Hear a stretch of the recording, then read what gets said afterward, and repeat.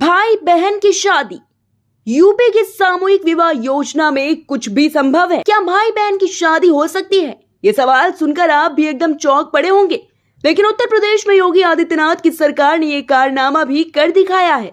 महाराजगंज जिले के लक्ष्मीपुर ब्लॉक में 5 मार्च को 38 जोड़ों की सामूहिक शादी करवाई गई।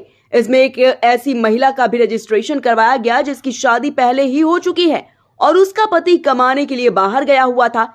बावजूद इसके जिन लोगों पर सामूहिक विवाह कराने की जिम्मेदारी थी, उन लोगों ने पर्याप्त जोड़े न मिलने पर उक्त महिला को नकदी और सामान का लालच देकर उसे राजी कर लिया। तय किया गया कि महिला एक दूसरे लड़के के साथ फेरे लेने का नाटक करेगी, लेकिन जिस दिन सामूहिक विवाह होना था उस दिन वो युवक आया ही नहीं। अतः अफसरों ने उक्त महिला के भाई संगी महिला को फेरे दिलवा दिए। मामले को उजागर होने के बाद लक्ष्मीपुर ब्लॉक के बीडीओ अमित मिश्रा सामने आए। उन्होंने मीडिया को बताया कि 5 मार्च को हुए सामूहिक विवाह समारोह में फर्जी तरीके से एक महिला की शादी उसके भाई से करवाने का मामला सामने आया है।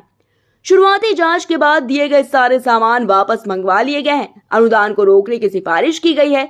मामले की जांच जारी है। जो दोषी होंगे उनके खिलाफ कार्रवाई की जाएगी।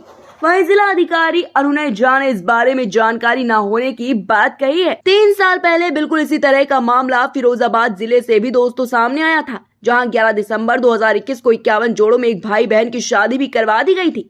बाद में पीड़ित की मां ने मीडिया में बयान दिया था कि उनकी बेटी को 10,000 रुपए और गहनों का लालच देकर ले जाया गया था। बाद में भाई के खिलाफ ही धोखाधड़ी का केस दर्ज कर लिया गया।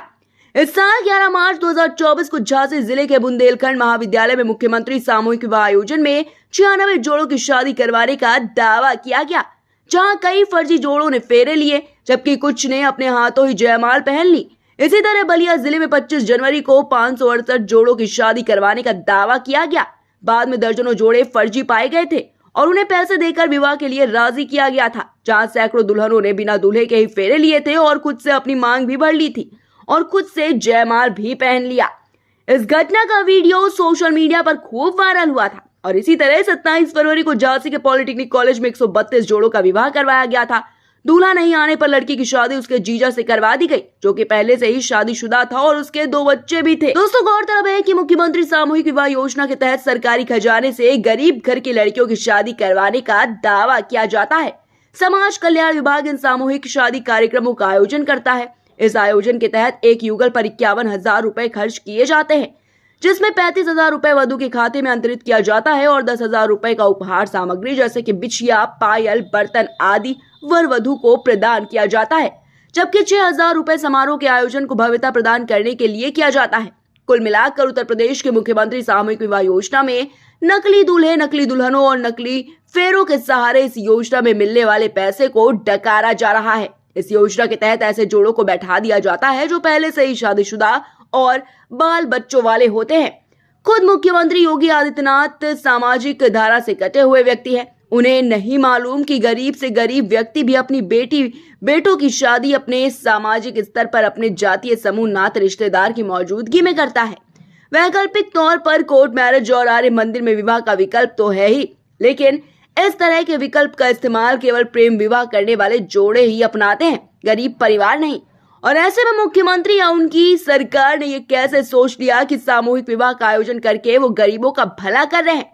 सच तो ये है कि इस योजना को परवान चढ़ाने के लिए स्थानीय प्रशासन को जोड़ों की तलाश करने में पसीने छूट जाते हैं। जब वांछित संख्या में जोड़े सामूहिक विवाह के लिए नहीं मिलते, तब उन्हें इस तरह के अनैतिक और आपराधिक हथकंडे अपनाने पड़ते हैं। अगस्त 2019 में देवरिया के मां विंध्यवासिनी बालिका आश्रय गृह में लड़कियों के यौन शोषण केस में संचालिका गिरिजा त्रिपाठी की गिरफ्तारी हुई थी।